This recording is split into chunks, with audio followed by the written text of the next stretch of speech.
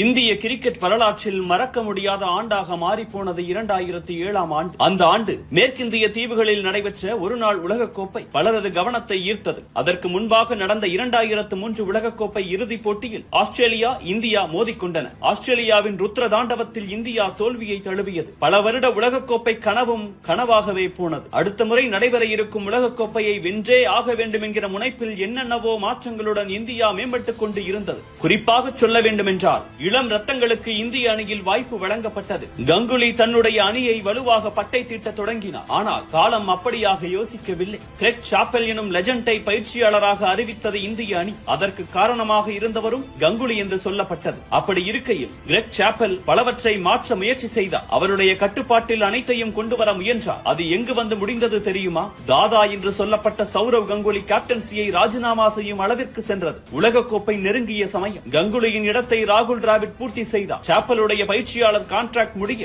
அதை மீண்டும் புதுப்பிக்க யோசித்தது பிசிசிஐ. பின்னர் அவரையும் நீக்கியது. இப்படியான நீயா நானா போட்டியில் ராகுல் டிராவிட் தலைமை தாங்கி அணியை உலகக்கோப்பைக்கு அழைத்துச் சென்றார். இந்தியாவின் எதிர்காலங்களாக பார்க்கப்பட்ட தோனி, இர்ஃபான் பத்தான், யுவராஜ் சிங் போன்ற இளைஞர்களும் அணியில் இடம்பெற்றிருந்தனர். ஆனால் அங்கு நடந்ததோ வேறு மாதிரியான கதை. பங்களாதேஷுடன் இந்தியா வெற்றி பெற முடியாமல் முதல் சுற்றிலேயே வெளியேறி போனது பலருக்கும் அதிர்ச்சியை தந்தது. வீரர்களின் வீட்டிற்கு முன்பாக ரசிகர்கள் கல்லை எறிந்தனர். உருவ பொம்மைகளை கொளுத்தி தங்களது ஆவேசத்தை வெளிக்காட்டினர். இந்திய கிரிக்கெட் வரலாற்றில் யாராலும் மறக்க முடியாத காலகட்டம் அது. இதை மறக்க அடுத்து என்ன செய்வது என்று பிசிசிஐ யோசிக்க தொடங்கியது. அதற்கு ஏற்றார் போல T20 எனும் புது பார்மட்டிற்கு உருவான உலகக்கோப்பை தொடர் நடைபெற இருந்தது. அதற்கு எப்படிப்பட்ட அணி இந்தியா சார்பாக கலந்து கொள்ளும் என்றெல்லாம் பார்க்கப்பட்ட போது கேப்டன் பதவியிலிருந்து ராகுல் டிராவிட் ராஜினாமா செய்தார். மற்ற சீனியர்களான சச்சினும் கங்குலியும் கூட நாங்கள் விளையாடவில்லை என்று தெரிவித்தனர். முழுக்க முழுக்க இளைஞர்கள் கொண்ட அணியாக இந்தியா சார்பில் T20 உலகக்கோப்பையில் கலந்து கொள்ள இருக்கிறது. யார் இவர்களை தலைமை தாங்குவார்? அணிக்கு பயிற்சியாளர் கூட இல்லை.